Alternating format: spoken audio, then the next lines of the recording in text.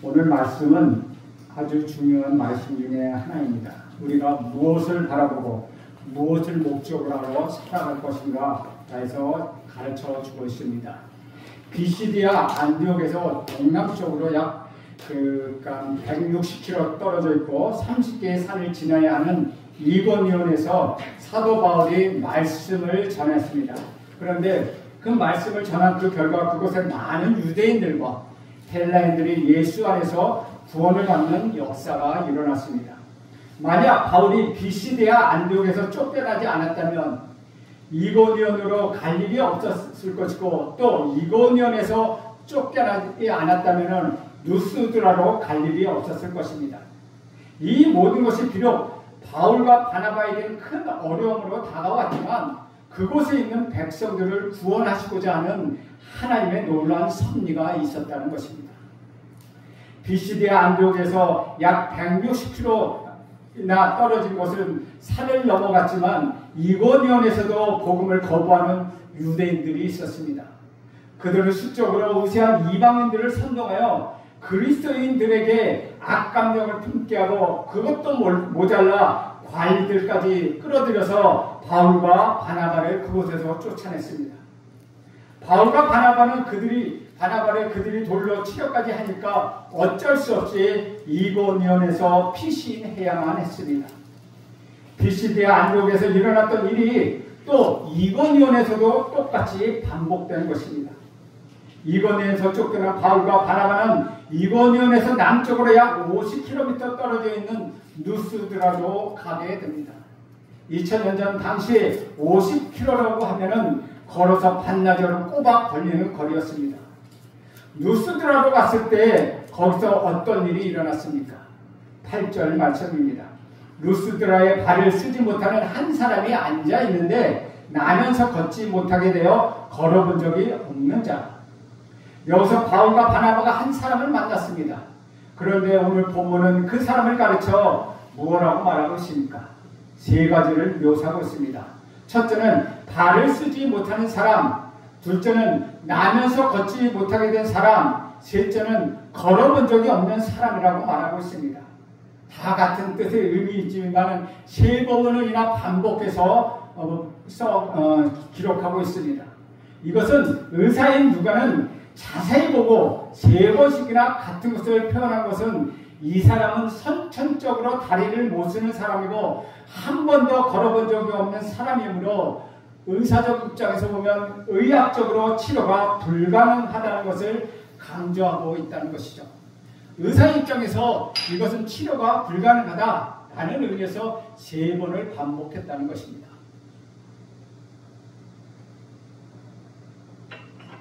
9절 말씀을 보면 바울이 말하는 것을 듣고는 바울이 주목하여 구원받을 만한 믿음이 그에게 있는 것을 보고 라고 말합니다. 이 사람이 몇 살인지는 모르지만 태어난 후에 지금까지 성인이 되기까지 단 한 차례도 일어서거나 걸어본 적이 없이 평생 하반신이 마비되어 살아왔다는 것이죠. 그에게는 절망밖에 없는 그런 삶이었습니다. 그런데 바로 그 사람에게 무엇을 한 것입니까? 바울이 와서 말씀을 전할 때 하나님의 말씀을 그는 들었습니다. 다시 말하면 누스드라를 찾아온 바울은 여전히 예전에 하던 대로 그곳에서도 어김없이 하나님의 말씀을 전하고 있었다는 것이죠. 그런데 이 루스드라에서는 복음을 전할 때 이전에 다른 곳들, 즉 비시디아 안디옥이나 이고니온과는 조금 다른 점을 발견합니다. 이전에 바울과 바나바를 어디를 가든 어떤 곳에 들어가든 가장 먼저 들어간 것이 어디입니까? 먼저 도시에 있는 유대인의 회당으로 가서 바울과 바나바는 복음을 전했습니다. 유대인 회당은 많은 사람들을 쉽게 만날 수 있는 장소였습니다. 거기에는 동족 유대인들이 있었고 또 경건한 이방인들도 있었습니다. 그러나 루스드라에는 바울과 바나바가 유대인의 회당에 가지 않았습니다.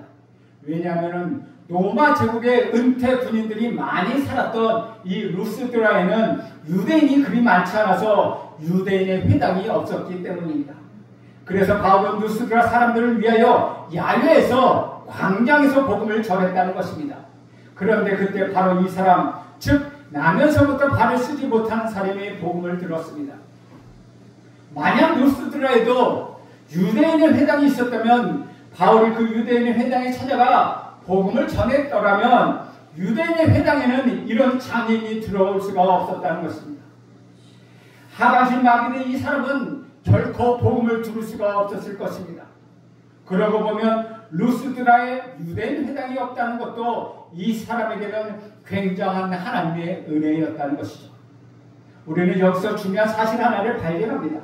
우리에게 무언가 부족한 것이 오히려 우리에게는 은혜의 사건이 될 수 있다는 것입니다. 저는 여러분이 부족하고 연약한 것이 오히려 하나님의 은혜의 사건이 되길 간절히 소원합니다. 그러나 그날 사도 바울이 아무리 야외에서 공개적으로 하나님의 말씀을 전했다고 해도 그 장애인이 그 자리에 없었다면, 말씀을 들어도 듣지 않거나 딴짓을 했다면 그에게는 아무런 일도 일어나지 않았을 것입니다. 그리고 그는 계속적으로 절망적인 삶을 살다가 구걸하면서 어둠 속에 살다가 어둠 속에서 그의 인생을 마감하고 말았을 것입니다. 오늘 여기서 우리는 또 하나의 또 하나의 진리를 발견합니다.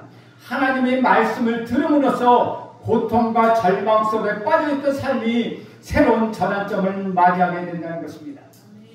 저는 여러분 따지면 고통과 어려움과 절망과 낙심감이 있더라도, 사업에 실패하거나 죄 가운데 있다 하더라도 하나님의 말씀을 들음으로써 희망과 소망을 갖게 되길 간절히 바랍니다. 바울은 하나님의 말씀을 전하면서 자신의 설교를 듣기 위하여 모여든 많은 사람 중에 특별히 그 말씀을 경청하고 있는 이 장애인에게 주목하였습니다. 그리고 그에게 구원받을 만한 믿음이 있다는 사실을 발견했습니다. 믿음의 눈이 그에게 보였다는 것입니다. 믿음의 눈으로 보니 그에게 믿음이 있음이 보였다는 것입니다. 10절 말씀 봅니다. 큰 소리로 이르되 네 발로 바로 일어서라 하니 그 사람이 일어나 걷는지라. 여기서 구원받을 만한 믿음이라는 것은 예수를 믿고 구원받는 것을 말하는 것이 아니라 몸이 치유받을 수 있는 믿음을 가르친다는 것이죠.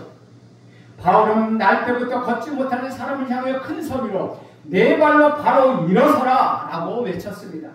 그랬더니 태어나는 것부터 단 한 번도 일어나 본 적이 없는 그 사람이 뻘떡 일어나 걷게 되었다는 것이죠. 이것이 얼마나 놀라운 일입니까? 바울이 생전 처음 보는 그에게 그렇게 명령할 수 있었던 것은 그 자신의 설교를 경청하는 그를 바울이 계속해서 주목했고 그에게 구원받을 만한 믿음이 있다는 것을 눈여겨보았다는 것이죠. 이가 경청했다는 것은 뚫어지게 바울을 바라보며 귀를 쫑긋하게 온몸의 모든 감각기관을 그를 향하여 향했다는 것입니다. 그것이 바울의 눈에 보였다는 것이죠. 그가 하나님의 말씀을 경청하고 바울이 그를 계속해서 주목해서 보았기 때문에 치유의 역사가 일어난 것입니다. 그가 바울을 경청해서 뚫어지게 바라보고 바울이 그를 주목하여 볼 때 이 두 사람의 눈이 딱 마주친 것입니다. 그때 거기서 치유의 역사가 일어났다는 것이죠. 사랑하는 여러분, 우리도 이와 비슷한 장면 이미 사도행전에서 본 적이 있습니다. 사도행전 3장입니다. 장소는 예루살렘 성전 미문 앞에서의 장면입니다. 거기에도 똑같이 선천적으로 다리를 쓰지 못하는 사람이 있었습니다. 나이가 40이 넘는 그 사람은 매일 그곳에서 구걸하는 거린이었습니다. 그런데 베드로와 요한이 성전에 기도하러 올라가다가 그를 보았습니다. 베드로는 그를 주목해 보았습니다. 그리고 그에게 자신을 똑바로 보라고 요구합니다. 이에 다리를 쓰지 못하는 거린은 베드로를 보았습니다. 그때 베드로의 눈과 거린의 눈이 딱 맞부딪혔습니다. 그 시점에 맞부딪힘 속에서 베드로가 다리를 쓰지 못한 거린에게 이렇게 선포합니다. 사도행전 3장 6절에 보면 은과 금은 내게 없거니와 내게 있는 이것을 내게 주노니 나사렛 예수 그리스도의 이름으로 일어나 걸으라. 바로 몇 년 전 멀리 떨어진 저 예루살렘 성전에서 일어났던 기적이 오늘 본문에서 이방인 땅인 갈라디아의 루스드라에서도 동일하게 일어난 것입니다. 예루살렘 성전 밀문 앞에 다리를 쓰지 못했던 거린도 오늘 루스드라에 걷지 못했던 사람의 눈길이 바로 베드로와 바울을 통하여 역사하신 주님의 눈길과 마주치는 것입니다. 베드로가 자기 눈으로 본 것이 아니라는 것이죠. 성령 충만한 믿음의 눈으로 그 사람을 봤고, 바울 또한 성령 충만하여 믿음의 눈으로 루스드라의 이 장애인의 눈을 보았다는 것입니다. 결국 우리 주님의 눈과 그들의 눈이 부딪힌 것입니다. 그때 그리고 기적이 일어났다는 것입니다. 여기서 믿음이 무엇인가 우리는 또한 발견하게 됩니다. 우리를 먼저 찾아오시고 우리를 먼저 주목해서 보시는 주님의 시선과 우리 시선이 마주치는 것, 그것이 바로 믿음이라는 것입니다. 주님은 이미 우리를 봐주시고 계시다는 것이죠. 주님은 계속해서 지금 우리를 보고 계시다는 것입니다. 그 눈을 우리가 보는 것입니다. 주님의 눈을 마주치며 나가는 것이 바로 믿음의 시작이라는 것입니다. 거기에서 새로운 생명의 역사가 시작됩니다. 거기에서 하나님의 역사가 시작합니다. 거기에서 죽은 몸이 다시 살아납니다. 거기에서 죽은 영혼이 다시 살아나게 됩니다. 저는 여러분의 눈이 주님의 눈과 마주치는 그런 역사가 있기를 간절히 바랍니다. 그런데 이 기적이 일어나자 루스드라 사람들의 반응은 어땠습니까? 11절 12절 말씀을 보겠습니다. 무리가 바울이 한 일을 보고 루가오니아 방언으로 소리질러 이르되 신들이 사람의 형상으로 우리 가운데 내려오셨다 하여 바나바를 제우스라고 바울은 그 중에 말하는 자이므로 헤르메스라 하더라. 다리를 쓰지 못하고 한 번도 걸어보지 못했던 사람이 모든 사람들 앞에 벌떡 일어났습니다. 그것은 거기서 본 사람들이 얼마나 놀랐겠습니까? 그 사람들이, 이 사람들은 한두 번 보아왔으니까. 그런데 이 사람이 갑자기 벌떡 일어납니다. 너무나도 충격적인 일입니다. 그래서 그들은 평소에 그들이 사용했던 로마 제국의 공통어인 라틴어나 상용어 헬라어가 아니라 자기 지역의 지방말인 사투리로 신들이 사람의 형상으로 내려왔다 라며 난리법석을 피웠다는 것입니다. 당시 그리스 로마 신화를 믿던 그곳 사람들은 신들이 인간과 같은 모습을 지니고 있다고 믿었습니다. 그래서 인간과 동일한 형태의 삶을 신들이 살았다고 믿었기 때문에 그런 모양으로 그들은 그의 형상들을 만들어서 섬겼습니다. 그런데 지금 또 사람의 형상으로 지은 바울과 바나바가 소리를 외치니 걷지 못했던 사람이 일어났습니다. 이 얼마나 놀랍겠습니까? 그들은 바나바를 가르쳐 제우스라고 하고 바울을 가르쳐 헤르메스라고 불렀습니다. 제우스는 신들의 왕입니다. 헤르메스는 그리스 신화에 나오는 12신 가운데 가장 큰 주신인 제우스의 전령자이자 대변자 역할을 한다는 것입니다. 당시 사람들이 믿던 신이었다는 것이죠. 또한 헤르메스는 제우스의 아들이었습니다. 바울이 설교하고 또 발을 못 쓰던 사람이 바로 일어나라고 명령하니까 루스드라의 사람들은 말을 한 그가 헤르메스임을 분명하다고 믿었다는 것이죠. 그런데 그들은 바나바를 제우스라고 불렀습니다. 그때 바나바가 한 것은 아무것도 없습니다. 복음을 전하고 장애인을 일으킨 사람은 사도 바울이었습니다. 바나바는 단지 바울의 일행으로서 거기에 함께하고 있었을 뿐이었습니다. 그런데 사람들은 사람들은 바울을 제쳐놓고 바나바를 제우스라고 불렀고 바울은 헤르메스라고 말했습니다. 제우스는 그리스 신화에 쓰이는 가장 큰 신입니다. 그래서 어디를 가든지 제우스 신전이 있었습니다. 그래서 이제 그리스 신화를 다루는 그림이나 영화에서는 제우스는 항상 멋진 모습으로 등장합니다. 그러니까 그들이 보기에는 바나바는 키가 크고 외모가 참 잘생겼습니다. 그러나 바울은 외모가 별로 잘생기지 못했고 머리도 벗겨진 대머리였습니다. 그래서 외모적으로 부족했던 것으로 보입니다. 그래서 그들은 풍채가 좋고 외모가 좋은 바나바를 주로 제우스라고 인정했고 볼품없는 외모의 바울은 말을 계속하니까 그는 제우스의 뜻을 대변하는 헤르메스라고 간주했다는 것이죠. 당시 로마 제국의 공용어는 라틴어였습니다. 그러나 로마 제국에 속한 대부분의 사람들은 오랫동안 자신들이 사용했던 헬라어를 상용어로 주로 사용했습니다. 유대인들은 바울의 설교를 루스드라 사람들이 알아들었다는 것은 바울이 헬라어로 설교했고 루스드라 사람들 역시 헬라어를 상용어로 사용하고 있었음을 알 수 있다는 것이죠. 그러나 다리 못 쓰던 사람이 벌떡 일어나 걷는 것을 본 루스드라 사람들이 얼마나 놀랐던지 그들은 헬라어보다도 더 그들에게 익숙한 자신들의 모국어인 루스드라 사람들이 이야기하는 그 모국어로 막 소리를 진 것입니다. 그러나 누가오냐어를 알지 못했던 바울과 바나바는 그들이 무슨 말을 하는지 전혀 이해하지 못했습니다. 13절 말씀입니다. 시외 제우스 신당의 제사장이 소와 화환들을 가지고 대문 앞에 와서 무리와 함께 제사하고자 하니 그 앞에 이들이 뭐라고 얘기했습니까? 바나바는 제우스요, 바울은 헤르메스라고 얘기하니 그 소문을 제사장들이 제우스 신당의 제사장들이 들었을 것입니다. 여기서 시위라는 것은 루스드라 성문 밖을 이야기하고 있습니다. 성문 밖에 자리 잡고 있는 제우스 신당의 제사장들이 그 소문을 듣고 소와 화환을 가지고 대문 앞으로 왔다는 것입니다.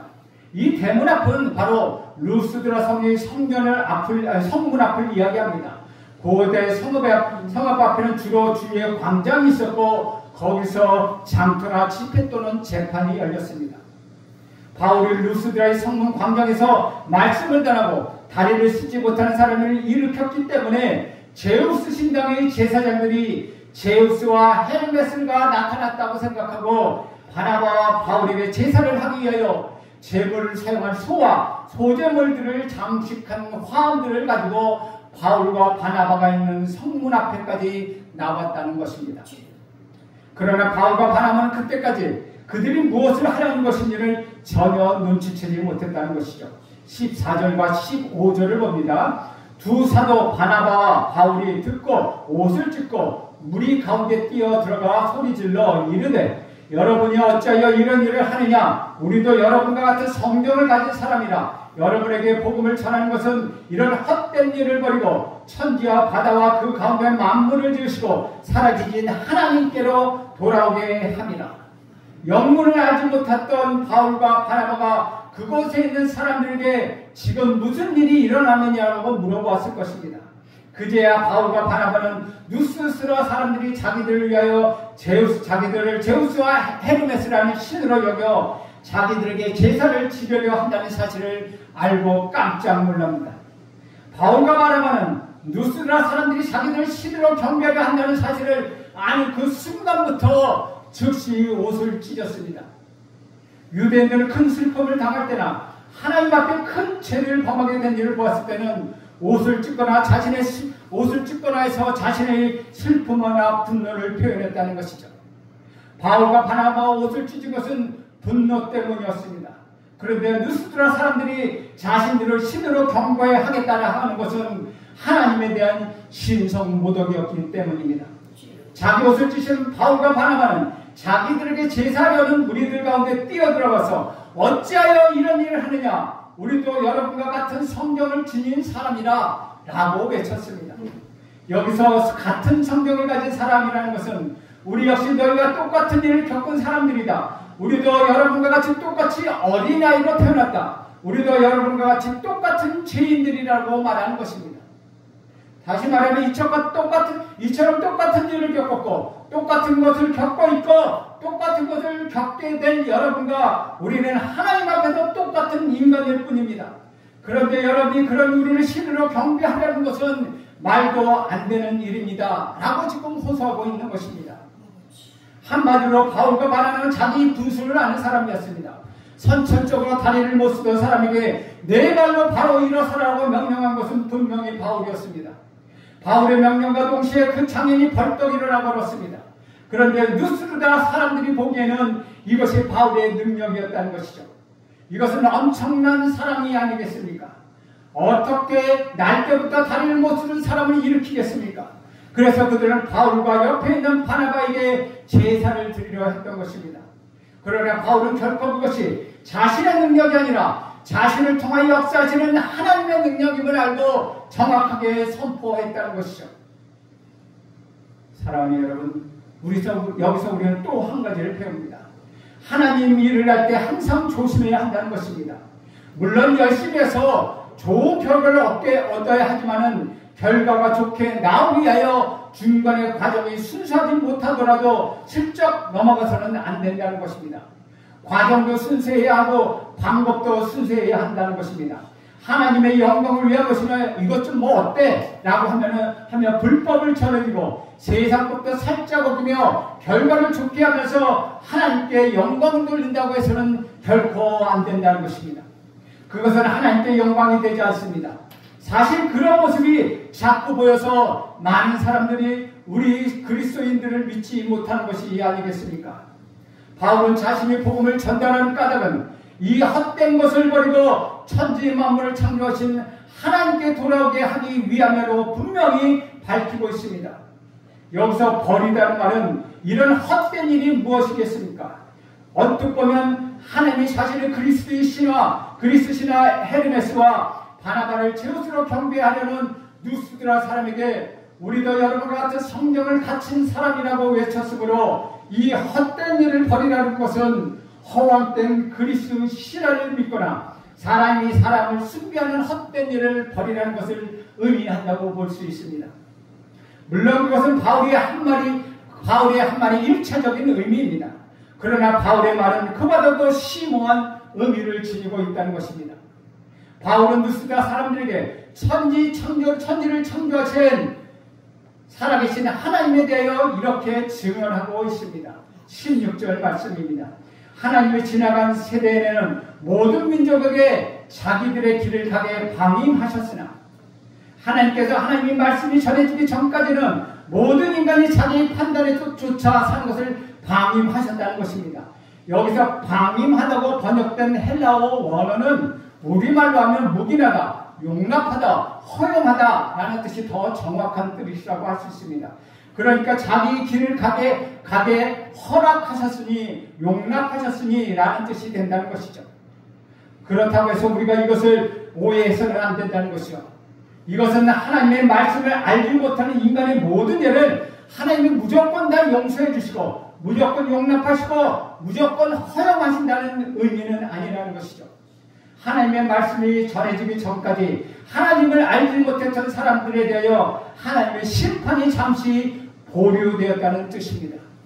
17절 18절 말씀을 보면 그러나 자기를 증언하지 아니한 것이 아니니 곧 여러분에게 하늘로부터 비를 내리시며 결실을 주시는 선한 일을 하사 음식과 기쁨으로 여러분의 마음에 만족하게 하셨느니라 하고 이렇게 말하여 겨우 무리를 말려 자기들에게 제사를 못하게 하니라. 하나님의 말씀이 전해지기 전이라고 해서 하나님이 사람들에게 하나님이 계시하지 않은 것은 아니라는 것이죠. 하나님의 말씀이 전해지기 전에도 하늘의 태양과 때에 따라 내리는 비, 결실을 위한 계절의 변화 등 자연계시, 즉 일반 은총을 통하여 사람들에게 밤낮으로 하나님을 보여주셨다는 것이죠. 다시 말하면 여름에 봄에는 꽃이 피고 여름에는 더위가 오고 가을에는 결실이 맺고 겨울에는 다시 잎이 떨어져 봄을 준비할 수 있도록 사계절을 우리에게 뚜렷하게 보여주심으로 인하여 그렇게 보여주시는 것 일반 은총이라는 것입니다. 그 일반 은총을 통하여 밤낮 우리에게 계시해 주셨다는 것입니다. 그러나 사람들은 아침마다 해가 떠오르게 하시고 때에 따라 우리에게 비를 내려주시고 계절의 변화를 이끄시는 분이 하나님이심을 알지 못했다는 것이죠. 왜냐하면 하나님은 인간의 눈에 보이시는 분이 아니시기 때문입니다. 어리석은 인간들은 하나님께서 눈에 보이지 않는 분이심을 알지 못했다는 것이죠. 그래서 인간은 눈에 보이는 것을 신으로 섬기며 경배했다는 것입니다. 사람들은 굉장히 끈질깁니다. 눈에 보이지 않는 하나님을 어떻게든 보이는 형상으로 만들어서 섬기려고 했다는 것이죠. 태양이나 나무나 바위나 짐승처럼 눈에 보이는 자연물들을 신으로 경배하는 것은 말할 것도 없고 2000여 년 지중해 세계 사람들은 그들이 믿던 그리스 신화 속의 12신들을 인간의 형상으로 지닌 눈에 보이는 모습의 신으로 믿었다는 것이죠. 심지어 그리스 신화의 신들을 제우스가 바람을 피고 그의 아내 헤라에게 얻어맞는 것처럼 사람과 너무도 똑같다는 것입니다. 이것이 누스드라 사람들이 선천적으로 걷지 못하는 자가 일어나는 것을 보고 바나바와 바울을 가르쳐 제우스와 헤르메스라고 부르며 그들에게 제단을 지내려 한 이유였다는 것입니다. 그들에게 신은 이 세상의 눈에 보일 수 있는 형체를 지닌 존재였기 때문입니다. 그러므로 바울이 루스드라 사람들에게 이런 헛된 일을 버리라고 할 때 헛된 일이란 눈에 보이는 것을 숭배하는 것입니다. 쉽게 말하면 우상 숭배라고 할 수 있다는 것입니다. 바울은 루스드라 사람들에게 눈에 보이는 것은 섬기는 것은 헛된 일이니 그것을 버리라고 한 것입니다. 왜 눈에 보이는 것을 숭배하는 것은 헛된 일입니까? 눈에 보이는 것은 한계가 있기 때문입니다. 그것은 반드시 없어질 것이기 때문입니다. 언젠가 없어져 버린 것을 숭배하는 것에 자기의 인생을 건다는 것은 자기 스스로 자기의 인생을 없애버리는 지름길이기 때문에 유한한 인간에게 그보다 더 헛된 일이 어디에 있겠습니까? 인간이 신이라 숭배하는 모든 것과 성경을 통하여 여러분에게 제시하여 주시는 하나님의 차이는 오직 하나님만 인간의 눈에 보이지 않는 분이시라는 것입니다. 다시 말하여 하나님만 형체를 지니시는 분, 눈으로 볼 수 없는 영이시라는 것이죠. 만약 형체를 가지고 있는 분이시라면 그것이 무엇이든 상관없이 이미 형체가 있다는 사실은 시간과 공간의 지배를 받는다는 것입니다. 그래서 하나님이 그토록 우상 숭배를 금하셨다는 것입니다. 우상이 무엇입니까? 자기를 위하여 만드는 것입니다. 자기를 위하여 만들어서 한 장소에 갖다 놓고 자기가 필요할 때만 가서 비는 것입니다. 이것이 우상 숭배입니다. 그래서 그 헛된 우상 숭배를 하지 말라고 말씀하십니다. 왜냐하면 그것은 인생을 망치는 일이기 때문입니다. 하나님은 우리를 너무나도 사랑하시기 때문에 우리의 인생이 망치는 것을 보기를 원하지 않으십니다. 우리가 잘 되는 것을 원하시지 우리가 잘못되는 걸 원치 않으신다는 것입니다. 만약에 우리 하나님께서 우리 눈에 보이시는 분이라면 아무리 눈부시고 거창해도 시간과 공간을 초월하여 계신 분일 수 없다는 것입니다. 그러나 모든 것이 가능할 수 있는 것은 우리 하나님께서 형체가 없는 눈에 보이지 않는 영이시기 때문이라는 것이죠. 그것을 어떻게 알 수 있습니까? 그것은 너무나도 간단하다는 것입니다. 예배를 드리다 보면 종종 따르르 가고 전화벨 소리가 울릴 때도 있습니다. 그것이 무엇입니까? 눈에 보이지 않지만 전파가 있다는 것입니다. 전파도 우리의 눈에 보이지 않지만 우리는 있다고 믿습니다. 그런데 하나님은 성경을 통하여 자신을 끊임없이 계시해 주셨습니다. 눈에 보이지 않으신다고 하나님이 계시지 않는다고 여긴 것처럼 어리석은 일은 없다는 것입니다. 사랑하는 여러분, 여러분이 믿는 하나님은 눈에 보이시는 하나님이신데 하나님을 믿는 믿음에는 역설이 있다는 것입니다. 눈에 보이지 않는 하나님을 믿는 저와 여러분의 믿음은 눈에 보인다는 것입니다. 물론 믿음 자체가 보이는 것이 아니라 믿음을 가지고 있다는 것이 보인다는 것이죠. 여러분이 보이지 않는 하나님을 믿는 그 믿음은 우리의 눈에 보인다는 것입니다. 물론 처음부터 남에게 보이려고 행동한 것은 위선이지만 하나님을 정말 인격적으로 믿는 사람이 살면은 그 믿음이 밖으로 나와서 밖으로 드러나서 보일 수밖에 없다는 것입니다. 조그만 가까운 사이면 다 알지 않습니까? 누가 진짜 믿음을 가진 사람인지, 누가 믿음으로 자기 마음대로 사는 사람인지, 누가 사람이 보이지 않는 곳에서도 믿음으로 사는 사람인지, 누가 사람이 보이는 곳에서만 믿음이 있는 척하는 사람인지 여러분 다 느끼고 있지 않습니까? 왜냐하면 믿음은 눈에 보이기 때문입니다. 주 안에서 사랑하는 여러분, 저와 여러분은 세상에서 빛과 소금이라고 우리 주님은 말씀하셨습니다. 그렇다면 우리는 어떻게 살아가야 합니까? 왜 우리의 믿음이 세상의 눈을 볼 때 인정을 받지 못하고 오히려 저 사람이 교인이라면 나는 교인을 절대 안 나갈 거야 라는 말을 들으며 살아가야 하겠습니까? 이제 우리는 내가 원하는 건 붙드는 태도를 버려야 합니다. 원래 하나님 우리에게 주신 온전한 믿음으로 돌아가야 한다는 것입니다. 저와 여러분은 온전한 말씀을 듣고 살아가야 합니다. 그렇게 하면 여러분의 참된 믿음이 드러나 보이는 인생이 될 것입니다. 여러분의 자녀들이, 여러분의 가정이 여러분의 그런 드러난 믿음을 보고 여러분이 선한 그 복음을 받아들이게 될 것입니다. 또한 여러분의 인생을 보고 하나님께서는 이 시대를 새롭게 하실 것입니다. 여러분의 믿음을 보고 여러분의 믿음을 드러나게 하셔서 이 민족을 변화시킬 것입니다. 아니, 이 나라를 회복시켜 주실 것입니다. 이 나라를 고쳐주실 것입니다. 그런 영광스러운 인생을 사는 여러분 모두가 되길 간절히 바랍니다. 기도하겠습니다. 하나님 아버지, 우리는 눈에 보이는 것을 우리의 능력으로 삼을 때가 너무나 많습니다. 그러나 우리 하나님은 눈에 보이지 아니하시는 영이심을 다시 한번 믿습니다. 주님, 우리 역시 언제가 썩어질 것 동일한 성경을 가진 사람의 지나지 않음을 깊이 깨닫게 하옵소서. 언제나 영원하신 하나님만 의지하며 오늘도 살아갈 수 있도록 하옵소서. 겸손 후에 우리의 믿음을 잘 세울 수 있도록 하옵소서. 우리 믿음을 담대하게 하옵소서. 예수님의 이름으로 기도합니다. 아멘.